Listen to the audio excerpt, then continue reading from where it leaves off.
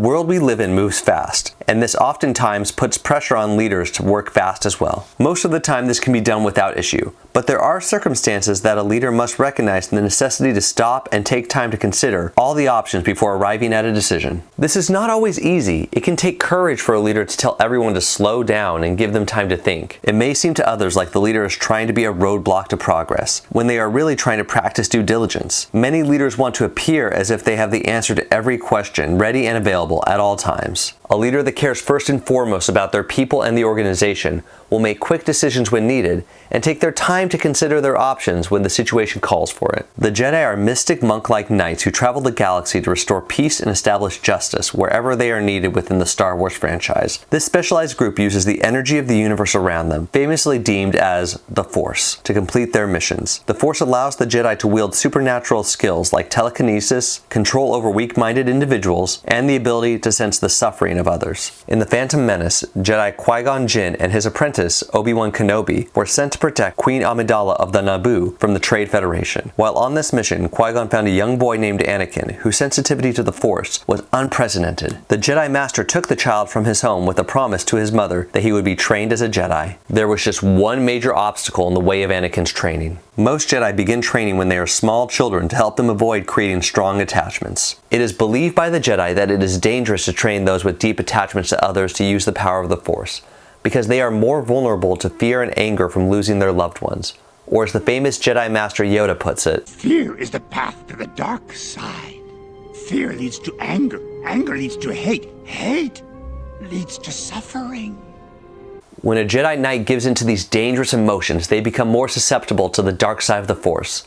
Instead of using the Force to defend themselves and others, they use the Force for their own personal gain. These darker Force users are otherwise known as Sith Lords, and they are the sworn enemy of all Jedi.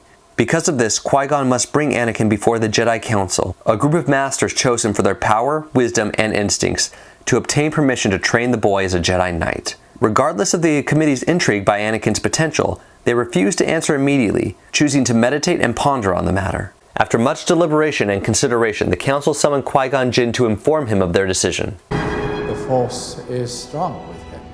He is to be trained then? No, he will not be trained. He is the chosen one. You must see it.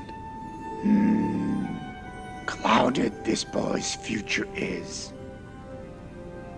Qui-Gon did not accept this ruling, vowing to defy the council and assure that Anakin was trained, a promise that would ultimately be fulfilled by Obi-Wan Kenobi to satisfy Qui-Gon's dying wish to him. This rash decision by Qui-Gon had disastrous results, with Anakin eventually becoming one of the most powerful Sith Lords of all time. Although Qui-Gon Jinn was a great Jedi, we see here the difference between him and the Masters on the Jedi Council. As soon as he found Anakin and sensed his power, the decision had already been made in his mind to train the boy as a Jedi. The Council sensed Anakin's power just like Qui-Gon did, but they understood the significance of this decision and took the time to give it the thought and discussion that the matter deserved. In the end, if the Council's ruling had been followed, the galaxy would have been spared one of the greatest villains in cinematic history. The Jedi Council understood the value of taking the time to evaluate and make decisions. As a leader, it should never escape your attention that the decisions that you make affect the lives of those whom you lead. We may not be talking about the future of the galaxy, but there are real impacts to people's personal and professional lives.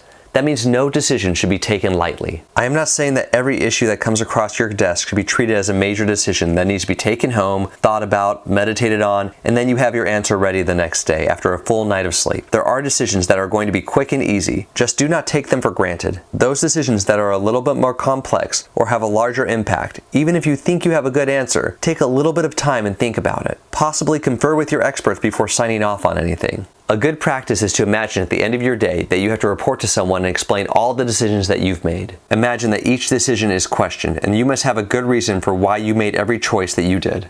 While doing this exercise, if you find there's a decision that you can't even explain to yourself, then that's probably a choice you should have spent a little bit more time on. While it is nice to be able to get people answers right away, your main responsibility is to your people and their well-being. The more you remember this, the better you will be able to serve your organization. Alright scholars, I have a challenge for you from today's lesson. I want each of you to answer the question, what decisions are you able to make quickly? And which ones do you need a little bit more time for consideration? How do you differentiate between the two? Make sure to put your answer in the comments so that we can all learn from each other. Alright, till next time. Keep on learning. Thank you for watching. Much of what I go over in my lessons can be found in my book, Mission First, People Always, which is available for purchase through the link in the description of the video. If you enjoyed today's video and want to watch more leadership lessons, then be sure to like the video and subscribe to the channel.